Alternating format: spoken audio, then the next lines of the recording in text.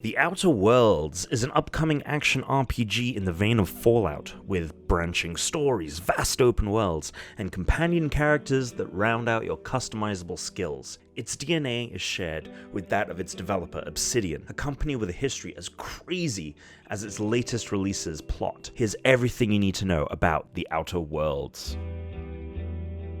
Obsidian Entertainment was born from the ashes of Black Isle Studios, the developer behind Fallouts 1 and 2. Before the franchise was taken over by Bethesda, with Fallout 3 turned into an action RPG, the game had a top-down isometric perspective with point-and-click controls. Black Isle also provided work on the Baldur's Gate series, so this team knew a thing or two about role-playing games. Despite critical and commercial success, parent company Interplay's financial situation was a mess, and after they lost the license to develop Dungeons & Dragons games, work on Baldur's Gate 3 halted. Frustrated by this, 5 members of the team, Fergus Urquhart, Chris Avalon, Chris Parker, Darren Monahan, and Chris Jones left to found Obsidian Entertainment. Yes, you heard that right. Fergus, Darren, Chris, and Chris. Soon after, in 2003, Black Isle Studios was shuttered as Interplay went bankrupt, resulting in several games never finishing development, including the original Fallout 3.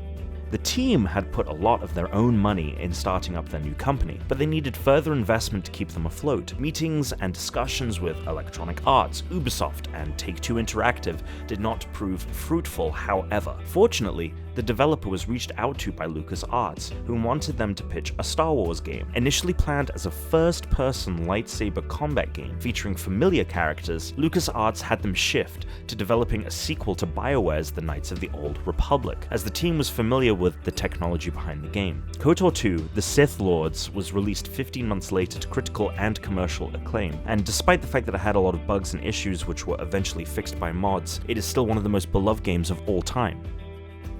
This success gave Obsidian legs to stand on and allowed for them to rapidly expand into a multi-team studio, which was the plan from the very beginning. They went on to develop Neverwinter Nights 2 and were commissioned by Disney to make a game that served as a prequel to Snow White, entitled Dwarves. Seriously, that's not a joke. That was a game they were actually making. But when Bob Iger took over from Michael Eisner as CEO of Disney, the Snow White property became untouchable, and development was halted. Despite being such a peculiar idea, according to Urquhart, the team really enjoyed working on it and were heartbroken when they had to drop development.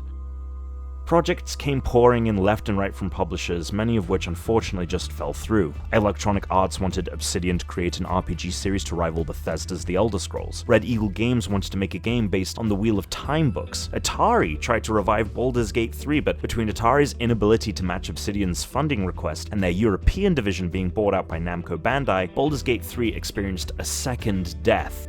Sigh. I guess we're never gonna get that game. Oh wait, we are? That's pretty cool.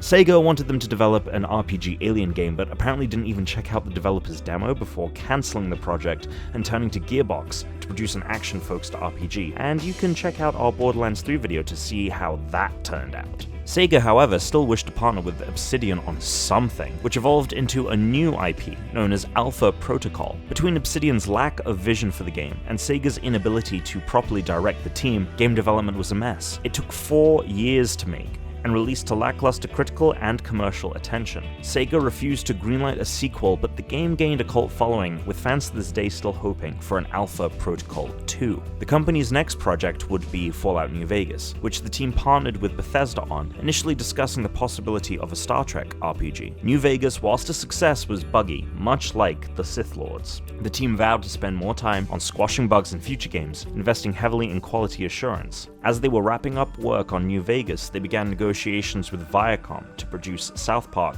The Stick of Truth. Viacom passed along publishing duties to THQ, whom shortly after filed for bankruptcy. The Stick of Truth being put up for auction, Obsidian had invested heavily in the production of the game, and feared if no publisher picked it up, that it would be the end for the studio. Fortunately, Ubisoft swooped in to take over the title, and the game was finally released in 2014. Despite actually finishing The Stick of Truth, Obsidian was still left with little capital due to the length of development. On top of that, New Vegas scored an 84 on Metacritic, which by any stretch of the imagination is a good score, but it was unfortunately 1 point short of Bethesda's required score for the studio to gain a bonus. After seeing the success Double Fine had with crowdfunding Broken Age via Kickstarter, decided to follow suit with their own campaign on the platform. The game was Pillars of Eternity, a spiritual successor to Baldur's Gate, and the studio raised $4 million, breaking Double Fine's record for most money raised for a game on the platform. The success of the campaign led to the creation of several expansion packs and a sequel, which they raised money for through their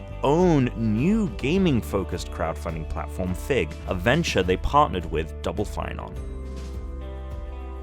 This brings us to the present day and The Outer Worlds. Obsidian is developing under publishing from Private Division, a relatively new Take-Two company. However, soon after development began, Microsoft picked them up as one of their own first-party studios when they went crazy and bought all of those studios. Since development had already begun under Private Division, the game will still be published by Take-Two and therefore will also release on PlayStation. The game is meant to be a mix of the silly and dramatic, set in an alternate timeline that begins with President William McKinley surviving his assassination attempt, and therefore Teddy Roosevelt never becoming president. Corporations are left unchecked, and in the future eventually colonize entire planets. The game features first-person gameplay, and allows your character to recruit companions to assist in combat, as well as decision-making that can drastically change the game's story. Fans looking for their deep RPG fix need look no further. The masters of the genre are back at it with The Outer Worlds.